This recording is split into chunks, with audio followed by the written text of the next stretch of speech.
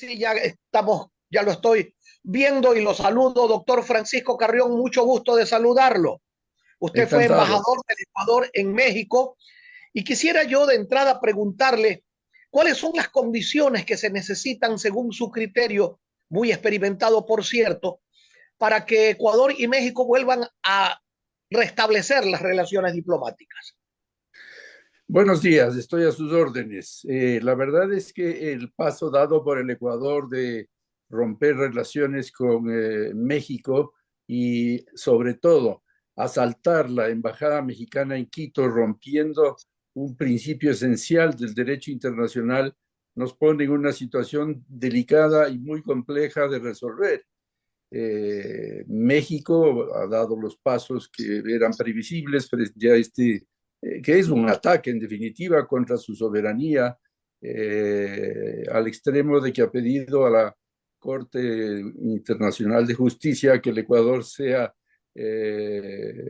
suspendido de las Naciones Unidas, aparte de lo que ya se conoce que es la resolución adoptada por la OEA y también la que habrá y en principio ya se ha dado de la CELAC. Es decir, el Ecuador está arrinconado y el Ecuador está condenado, diríamos, internacionalmente. Y para eso, pues, recuperar es muy difícil y toma mucho tiempo. No es una cuestión de días ni de semanas, ni probablemente meses. Las cosas en la Corte Internacional de Justicia toman inclusive años, de tal manera que hemos perdido un amigo en términos gubernamentales, sí, porque en términos de pueblos somos y seguiremos siendo hermanos.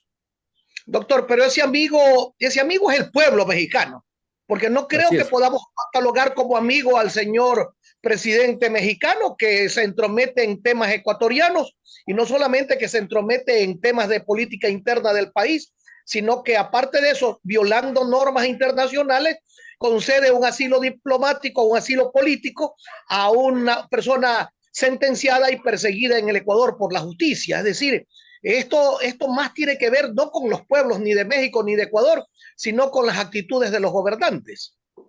Así es, definitivamente. Son los gobiernos los responsables de habernos llevado a esta situación. Sin embargo, yo creo que tienen responsabilidad por igual ambos gobiernos. El señor López Obrador, el presidente de México, de una muy mala manera se entrometió en asuntos que no eran de su incumbencia y que correspondían a otro país. Ahora, nosotros, lo grave que hemos cometido, y eso sí es injustificable, es violar la sede, los predios de la Embajada de México en Quito. Eso es inadmisible. Nosotros debimos haber tomado medidas mucho más racionales, diría yo, como por ejemplo llamar a la embajadora de México a la Cancillería y presentarle una nota de muy firme rechazo a la actitud tomada por México y a las expresiones del presidente mexicano. Y luego ir viendo cómo iban las cosas hasta llegar a un nivel en que podían no romperse las relaciones, pero bajarse al más bajo nivel. Pero de ninguna manera, eso sí hay que tener claro, de ninguna manera es aceptable que un país, si un gobierno se inmiscuya directamente en los predios de la embajada de ese Eladio Beltrán. país, en este caso en el Ecuador. Doctor Carrión, pero dígame una cosa, con su experiencia, ¿qué hubiera pasado si el gobierno del Ecuador no lo hacía y le pasaba lo que le pasó con la doctora Duarte, con la arquitecta Duarte, de que de repente apareció fuera del país protegida y solapada por la embajada argentina en aquella época? ¿Qué hubiera pasado con el Ecuador en una condición de esta? ¿Cómo hubiera quedado el gobierno ecuatoriano y los ecuatorianos en términos generales? Quedábamos como unos reverendos soquetes a quienes los delincuentes se le meten en las embajadas y aparecen fuera. Sí, pero lo que sucedió en el caso de la señora Duarte fue un descuido de la policía, pero con esa experiencia ya el Ecuador y sus fuerzas del orden que custodiaban la Embajada de México en Quito habrían tomado las precauciones. Pero Eh, usted ha sido embajador, doctor Carrión. Dígame una cosa. ¿Pueden revisar, por ejemplo, los vehículos que salen de las embajadas de la policía? Vehículos diplomáticos, me refiero. no, no pueden porque es parte de la soberanía del país, ¿ya? Pero de todas maneras, se puede, casi diría, bloquear las entradas y salidas de los vehículos. Y eso es algo que usted, sin chequear el vehículo, puede obligar a que salgan caminando las personas, los funcionarios, en fin, los empleados de esa embajada, y entonces con eso usted evita que se pueda escapar este señor, ¿ya? Yo al menos, yo soy un hombre consagrado a las leyes y sé y comprendo que la ley tiene que cumplirse. Y la ley en este caso es la Convención de Viena por un lado y la Convención de Caracas por otro lado respecto del asilo. Yo creo que el Ecuador cometió un error garrafal al violar de esa forma eh, las oficinas pues, de la Embajada de México en Quito. Ni en las peores dictaduras, fíjese usted, la de Chile, el señor Pinochet, nunca violó la Embajada del Ecuador, donde usted recordará se congregaron cientos de ecuatorianos para protegerse. Nunca el señor Pinochet se le ocurrió violar la soberanía del Ecuador para atrapar a los supuestos delincuentes políticos que estaban dentro de esa sede diplomática. Yo creo aquí que hay que ser honestos y nosotros reconocer que hubo un error, por las razones no las conozco, yo quiero pensar que es un error del señor presidente y evitar que nos encontremos en esta situación que puede tener efectos garrafales, puede tener efectos sumamente graves en términos económicos, sociales y por supuesto políticos. Doctor Carrión, usted dice que nunca se ha visto esto, pero la embajada del Ecuador en Cuba fue invadida en el 61 y en el 81 y hubieron hasta muertos. No, pero Colombia bombardeó Angostura y no ha pasado absolutamente nada. Bombardeó nuestro territorio y hubieron muertos, heridos, no solamente colombianos, sino también ecuatorianos y de otras nacionalidades. Y las cosas no han llegado a esos extremos. sí, bueno, lo de Angostura es un caso aparte porque eso era territorio ecuatoriano, ¿no? Eso era, el presidente Correa actuó de manera correcta al romper relaciones inmediatamente y pedir explicaciones y resarcimientos al gobierno del presidente Uribe.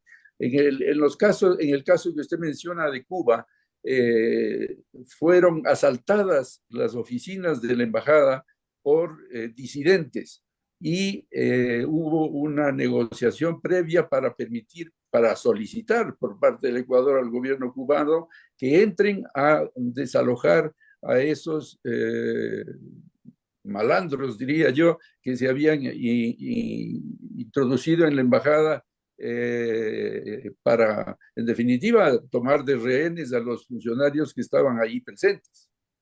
Pero lo que Son pedían era casos asilo, diferentes. ¿no? Pero lo que ¿Perdón? pedían era asilo, pues no fueron a saquear la embajada, sino que pedían asilo. Y Pero sin estaban embargo, se armados. produjo hasta con muertos, ¿no? Estaban armados y hubo una negociación con el gobierno cubano para que, y en ese caso se autorizó, el gobierno ecuatoriano autorizó el ingreso de la fuerza pública para sacar a esos cubanos disidentes que estaban en la embajada. Este es un caso muy claro y al mismo tiempo muy complejo, este que estamos tratando con México, ¿no? Aquí, de ninguna manera, yo estoy absolutamente convencido, yo soy un hombre de leyes y me precio de que se deben respetar esas leyes.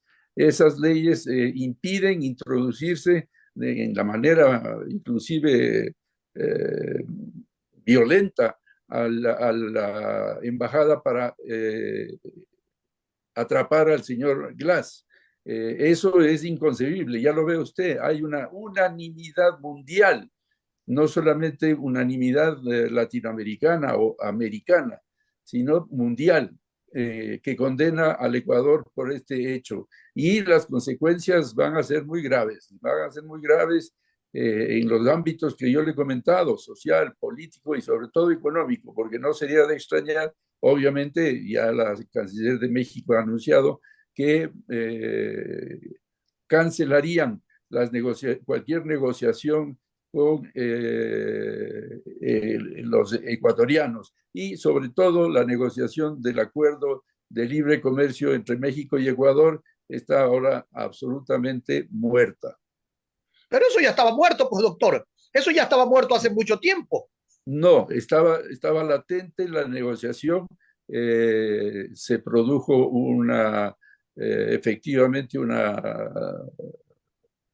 parálisis, digamos, temporal hasta que se aclaren algunos temas y esto iba precisamente a reactivarse por la buena gestión del presidente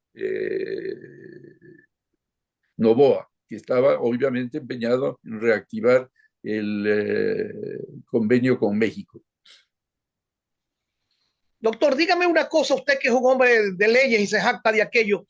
¿La ley no es acaso un instrumento para llegar a la justicia? Por supuesto, por supuesto. Y Y eso era, es a y lo era que... justo, y era justo que el señor Glass se vaya del país siendo un delincuente sentenciado. Era justo y que nosotros lo dejemos nomás porque tenemos que cumplir con la ley. No, de ninguna manera. Yo creo que aplicando la ley precisamente no se hubiera ido. No se hubiera ido porque, como le digo, era cuestión de poner camionetas o tanquetas, lo que sea, en las puertas de salida de la embajada para impedir que el señor Glass pudiera salir, ¿ya? En esto, obviamente, hay interpretaciones. Usted tiene la suya, yo tengo la mía. Hay analistas de mucho prestigio, a quienes mucho respeto, pero yo creo siempre en el derecho y no en la fuerza como ha sido en este caso. Le queremos agradecer, doctor Francisco Carrión, la oportunidad que nos ha dado de conversar con usted sobre este tema que es tan trascendente. De paso, quiero hacerle una última interrogante ya en el ámbito internacional, el cual usted lo maneja muy bien. ¿Qué pasa con el tema de Irán con Israel? ¿Podrá ahondarse esta situación o simple y llanamente Israel cumplirá lo que le ha pedido los Estados Unidos de no ir en un contraataque contra Irán? Bueno, esa es una pregunta muy difícil de responder porque ya sabemos cómo actúan los israelitas. Ellos no se quedan con una, ¿verdad? Y lo hecho por Irán es absolutamente inaceptable. Ahora bien, ¿qué es lo que puede suceder? En una situación en la que si Israel no estuviera con otros frentes abiertos, probablemente la respuesta habría sido inmediata y fulminante. Pero en este caso, como tiene abierto el frente de Gaza, eh, quizás se tome su tiempo para responder por lo hecho por Irán. Por ahora, yo aspiro que haya una calma para evitar que haya más muertos, porque los muertos, no importa de qué país son seres humanos. Doctor, pero hay algunas personas que dicen que esta es la provocación para la Tercera Guerra Mundial. Rusia acaba de anunciar de que si Estados Unidos apoya a Israel contra Irán, ellos también apoyarán a Irán. ¿Será este realmente el caso que desate una conflagración de carácter internacional y mundial?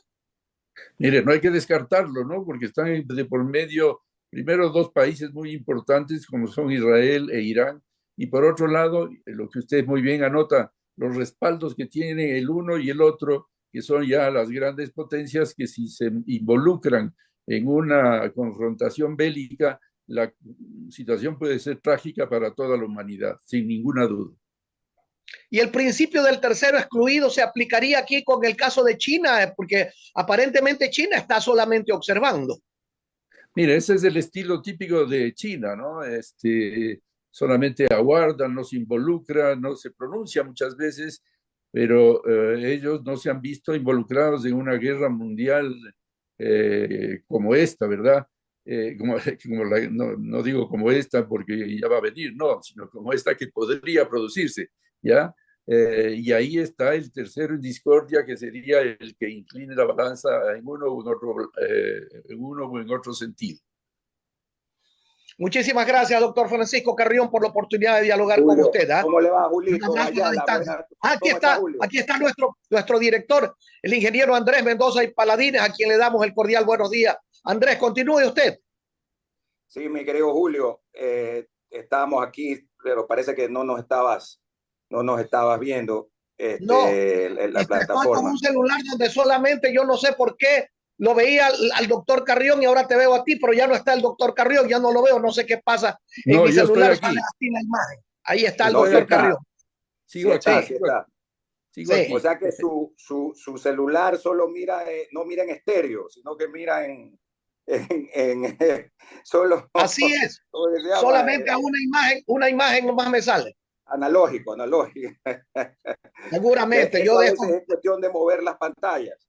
Si la mueves un poquito seguramente, hacia yo la de esto sé derecha o hacia tanto la como izquierda. astronomía, pero me da miedo mover la pantalla porque a lo mejor la embarro peor. Muy bien. Oiga, yo para sumarme al cordial saludo para el embajador Francisco Carrión, realmente es un gusto, un privilegio poder conversar con él, ex canciller de la República del Ecuador, donde hizo una muy buena gestión, también ex embajador del Ecuador, como bien lo decías tú, en México, fue ex embajador del Ecuador en los Estados Unidos, en Washington y en otros países del mundo. Entonces, para culminar como corolario, que este tema de relaciones internacionales, es decir, de derecho internacional, es algo muy específico. Es decir, es como que haya un doctor experto en traumatología, en los huesos, y otro doctor experto en neurología. O sea, entonces, porque los abogados tienden a querer opinar, algunos, no me refiero a todos, de todólogos, ¿no? Entonces dicen, bueno, aquí voy a estudiar y este artículo y el artículo de acá y la convención de acá, y sacan unas opiniones que no son necesariamente la de conocedores y expertos en esta materia, como es la del derecho internacional, la diplomacia, eh, que es, repito, una rama que tiene un expertise muy, muy importante y por algo existe hace tantos centenas de años, ¿no? Así que quería mencionarlo aquello y por eso es que nosotros vamos a la fuente y hemos tratado de hacerlo todo este tiempo desde que se dio pues, problema de la embajada con México para no entrar en apasionamientos ni en discusiones que son muchas veces pueriles, como bien decía Julio, ¿no?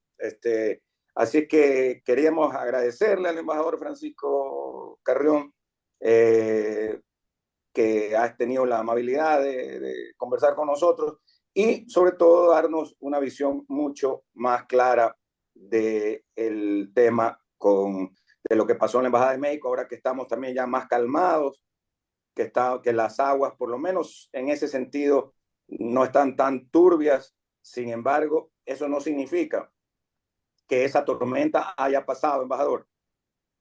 Sí, definitivamente. Usted ha dicho la gran verdad. Aquí hay que atenerse estrictamente a las leyes, no hacer interpretaciones que muchas veces son antojadizas y que nos dejamos llevar por los sentimientos y por las emociones, sino que hay que atenerse a lo que dice la ley, que en este caso la ley es la que está contenida en las convenciones que he citado, en la de Viena y en la de Caracas. Y entonces, si nos atenemos estrictamente a eso, yo creo que nosotros nos hemos adelantado y nos hemos saltado pasos. Yo creo que lo primero que debió hacerse frente a la intromisión del señor López Obrador, el presidente de México, fue llamar a la embajadora y expresarle la preocupación y el rechazo inclusive de la intromisión del presidente López Obrador sobre la situación en el Ecuador, y no de ahora, sino de la época previa a las elecciones, porque él lo que hizo era vincular el asesinato del señor Villavicencio al resultado de las elecciones electorales. Eso es inadmisible. Y eso había que decirle a la embajadora el rechazo que producía en el Ecuador.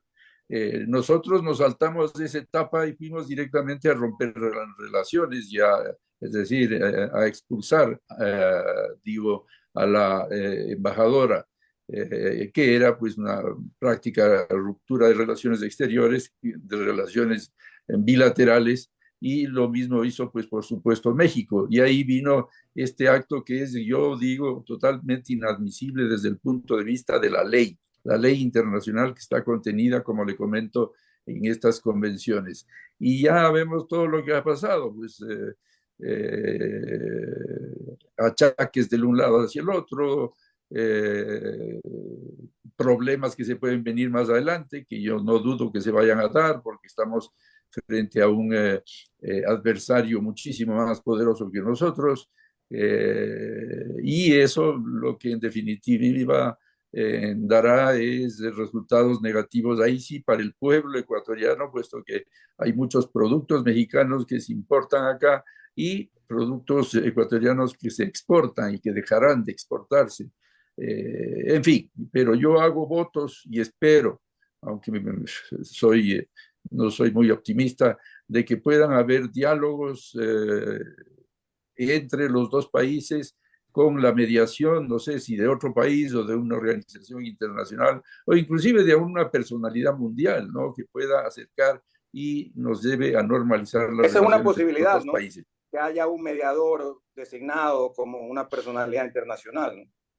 Sí, es posible. La mediación es uno de los métodos de solución pacífica de las controversias que recoge la ONU. Esta puede ser un Estado, un tercer Estado que sea un buen componedor, puede ser una organización internacional y puede ser una persona, puede ser, le digo, a ver, lo primero que se me ocurre, el Papa, por decir algo, ¿no? El Vaticano. Que busque acercar a las partes para que este asunto se resuelva lo más pronto posible. No lo veo fácil, por supuesto. Sí, no es fácil, pero es una posibilidad. Y así muchas veces se resuelven este tipo de conflictos que de otra manera la única forma es de ir a las armas y nadie está en esa posición. Nadie. Nadie está en esa posición, por supuesto. Así es. Al contrario, Así es. lejano de eso. Entonces, tiene que solucionarse por estos mecanismos diplomáticos y de mediación que se han dado ya en otros lugares, incluso en donde realmente ha habido de por medio ha habido guerras y problemas de conflictos de años, ¿no? Así es que muchísimas gracias, embajador Francisco Guerrero, por estar con nosotros esta mañana en Punto de Vista en Atalaya. Gracias a ustedes y siempre a las órdenes. Muy bien, era el ex canciller de la República del Ecuador, el ex ministro de Relaciones Exteriores, el embajador Francisco Carrión, que ha estado desde la capital de la República con nosotros, don Julio Ayala, en este día lunes